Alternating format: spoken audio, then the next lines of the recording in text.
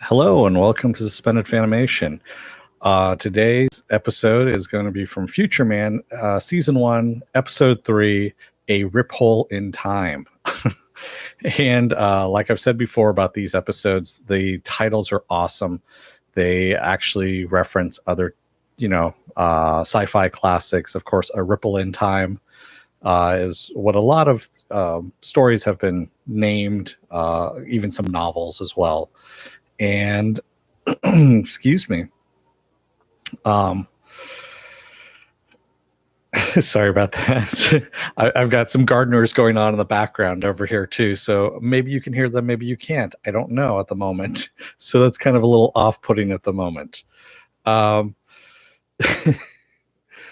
so we take place before we even start here. I'm just going to say flat on out. Spoiler alert, I'm going to spoil the crap out of this. If you haven't seen it, it's on Hulu. You can sign up for a 30-day free trial subscription, watch season 1, and this all anticipation of season 2, which is going to start in January 11th. So here we go. We start off on April 1st, 2162 in Los Angeles, not Los Angeles, but Los Angeles. And we finally get to see the mission that Tiger and Wolf went on with the group. And so this is the mission that pretty much we knew everyone died, but we get to see the beginning of it.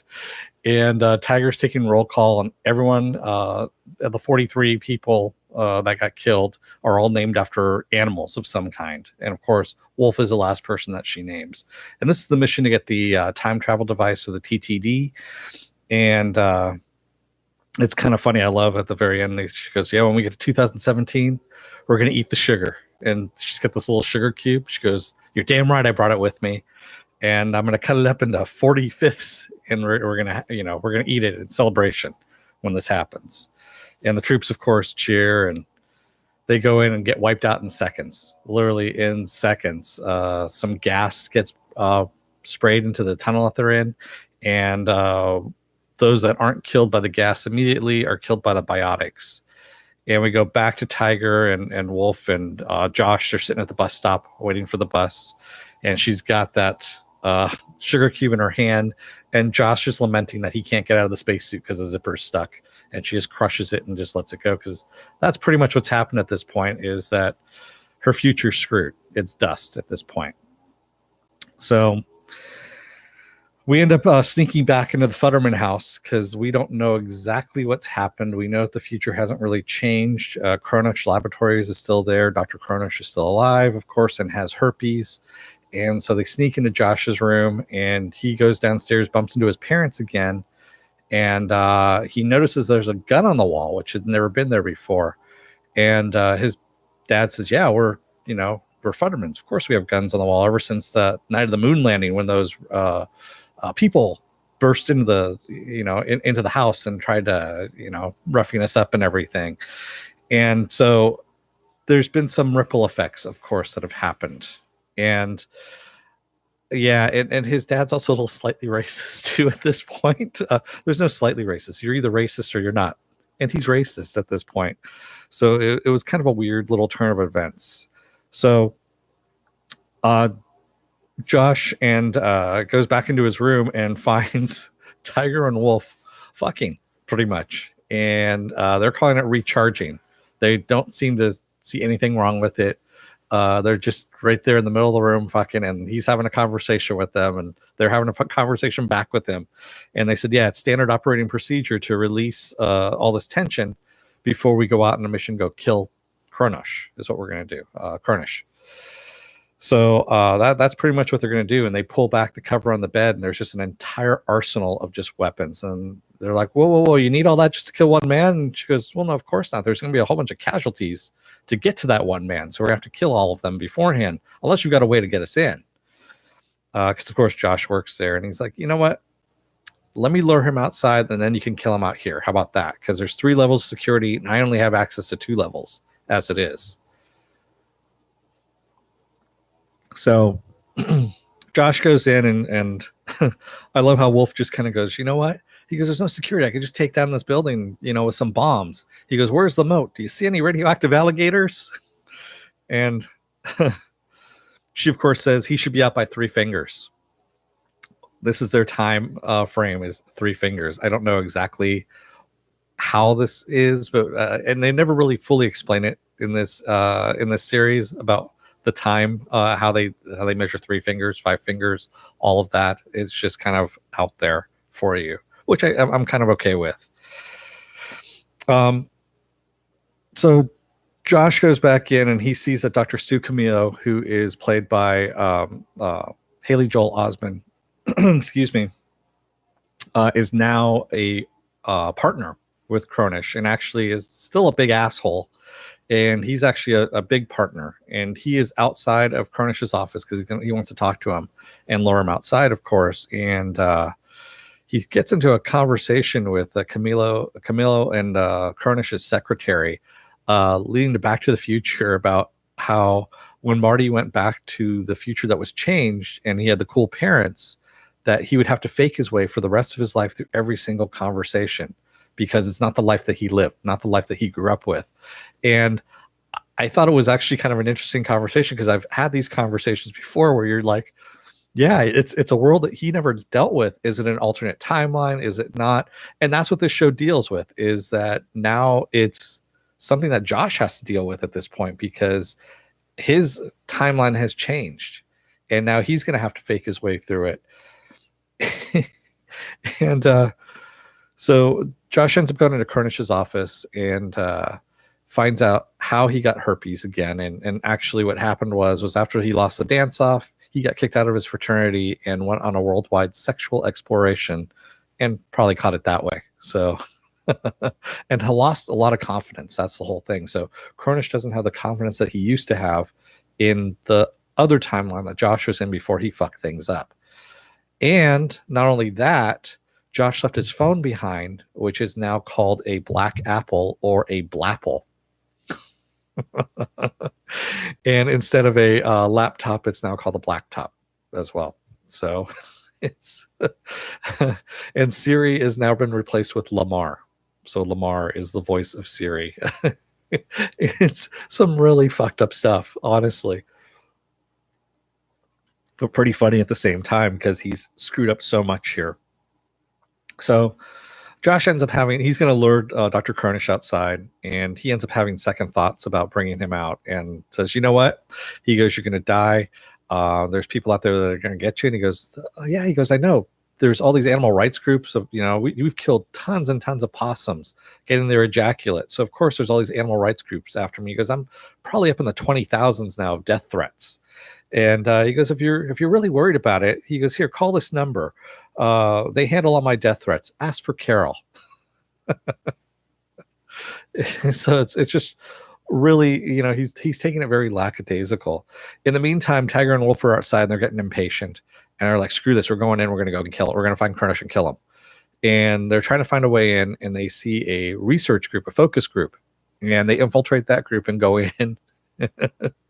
And because it says that they're going to be meeting Dr. Cronish in person.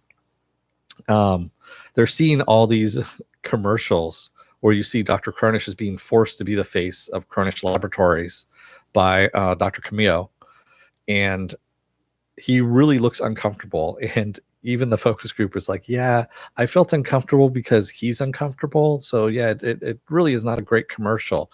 And of course, Wolf is just basically saying that he wants to kill Cronish, and things do not end well. Let's just say that they destroy the entire focus group room. And yes, Slurmy Scott, I'll get to that in just a minute. So yeah, they destroy the entire focus group room, hightail it out there. They knock out 2 scientists and take their lab coats and their pass cards, because of course that's what one does when you want to infiltrate and kill your big boss, if you will, in the video games. And Tiger keeps saying that, Dr. Cronish is underground. That's where all the bad guys live, is underground. That's where their lairs are. And she recounts all their, the bad guys that they faced in the past. Where were they? They were all underground. And Wolf is going, no, I got a feeling he's upstairs. It's a different world that we're living in. I haven't seen any weapon except for this decorative thing on the wall, which is a fire axe. So they end up going downstairs, and they go right outside the emergency door to the outside, and the door shuts behind them, and they're like, ah, shit. And this is when Wolf just has it out with Tiger, and he goes, "You know what? You've been second guessing me since we started all this stuff." He goes, I've had your back all this time." He goes, "I would die for you." He goes, "Trust me on this stuff." And just then Josh comes out the door and they point their guns at him. He's like, "Whoa, whoa, whoa, whoa, whoa, hang on a second." And they're like, "Where the hell were you? You've been gone for 10 fingers." Again, we don't know what this time frame is. And he goes, Did you have second thoughts about killing Kronish? He goes, No, no. Yeah, I did. I had second thoughts about killing Kronish. And he goes, "But what if I can talk him out of this? Talk him out of giving up the cure, of making the cure." And they're like, "Okay, well," Tiger says, "You know what? If you can come up with a good reason for us not to kill him, sure, that's fine." And she pats him on the back and lets him go on his way. And Wolf's like, "What the hell are you doing?" And Tiger says, "Well, I planted a tracker on him so that we can go up on the roof and we can kill him from the roof. And once he leads us to Kronish," which is really kind of shitty, when you think about it. But at this point, they're pretty much just done with this at this point. And I love how, at one point, Josh even says, they're like, "Oh, well, just, go down to the basement, find Kronish and bring him up here or talk to him." And he goes, "Basement? He's on the top floor." And you hear Wolf in the background goes, "Yes." And you see Tiger just kind of looks over her shoulder a little bit and just pissed off because Wolf was right that he's on the upper floors. It's all these little things that add up to make such a great show. So we find out that Kronish, when Josh gets back up to Kronish's office there, has released the cure to the world. And he says, "Yeah, it's now the world's. I've put it out over the internet. Everyone's going to be working on it, and it's everyone's at this point." He goes, "Dr. Camillo is going to be pissed at me because I gave away some proprietary information, but the world's better off for it." And he goes, "Because I could die any day." He goes, "Who knows? Just like you said." And he goes, "I took your suggestion and ran with it." And Josh is just fucking things up left and right here in the future, as we see, and in the past. So as a savior, he's not a very good savior. And even as Tiger had said earlier, sometimes as a savior, you got to let people die. You can't save everyone. So Tiger and Wolf are up on the roof with a sniper rifle. It's a sonic sniper rifle that can go through windows without shattering anything. And of course, Josh sees a little dot on the back of Kronish's head, and he's trying to wave them off. And they're like, "Tell them to get out of the way." And so they fire a warning shot, which doesn't work. Josh is trying to get Kronish behind some stuff. He doesn't realize how this gun works. And just as Tiger's about to take a second shot, a little disc comes flying at them and blows up, and we see biotics. There's 2 biotics that have come, and they start fighting with Tiger and Wolf. So in this fight, the TTD we see comes out of Wolf's pouch, slides across the ground, and kind of gets damaged. We see it kind of spark a little bit, which means it's probably damaged at this point. Josh runs over to the roof to find out, what the hell's going on. He sees the biotics are real and have come in, and they're like, "What the hell? How did these biotics get here?" And Tiger says, "Well, it was only a matter of time before they showed up and found us." And she goes, "Oh, that's right. You've never seen a real biotic before, have you? This is after they've killed them." And they have these weird flesh kind of faces that look like they're all melded together into one, like they melted. And she goes, "Here's what a biotic looks like." And she peels off the skin. It's actually just a mask, and it's just a human underneath. And he sees Earl, the security guard, who had given him an iPod for his Secret Santa, is one of the biotics, and also a woman from accounting as well. So it can be any kind of human being. And that's where we kind of leave it off, is that we now know the biotics can be just regular ass human beings. So that's the whole insidiousness of it. So, excuse me. So Slurmy Scott, you asked, how does one get possum to ejaculate? Did someone give it a hand job? No, they actually were hooking up little tubes to it. We saw that in the first episode where they had little tubes attached underneath the possum, and they were milking it, if you will. So there you go. So yeah, this is a great episode as well. You see the consequences of time travel, of leaving shit behind, of also just little things too, like them breaking into the Futterman house and creating the mayhem there by beating up the Futtermans. So now the Futtermans are not pacifists, but now they're gun handlers. So yeah, exactly. There's a lot of different homages here, Slurmy Scott. I mean, Back to the Future, of course, Terminator, A Boy and His Dog, yes. Every single time travel trope you can think of, and they do it well. I mean, the writing's awesome in this, and I love, like I said, I love that whole back and forth between him and the secretary, Josh and the secretary, talking about Marty McFly coming back to a world that isn't his. It is his, but isn't his. It's slightly changed, and having to fake his way through it because it's a life that he has not led at this point. And that's what kind of gets me about time travel stories is, especially sci-fi time travel stories. When you've changed something, how do you react if you're the only person that remembers what the change was? And again, this is why I like Timeless as well, as they kind of dealt with this as well, where they changed the timeline and now the future is changed when they come back and they're the only people that remember it.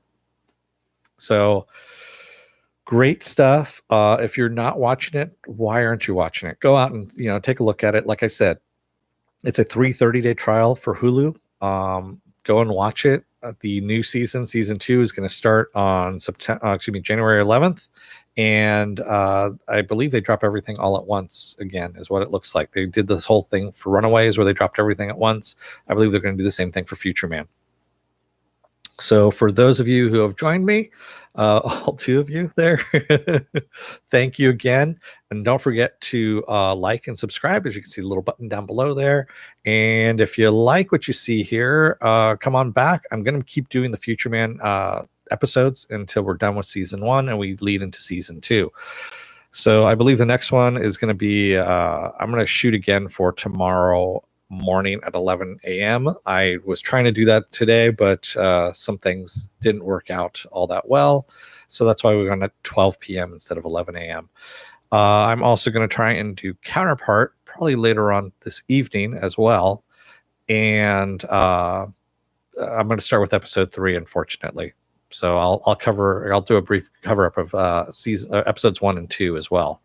But yeah, it's Surmy Scott says, sorry, but once time is past, it is past, and no takebacks. 1 month of Hulu is only $8, so I will pay.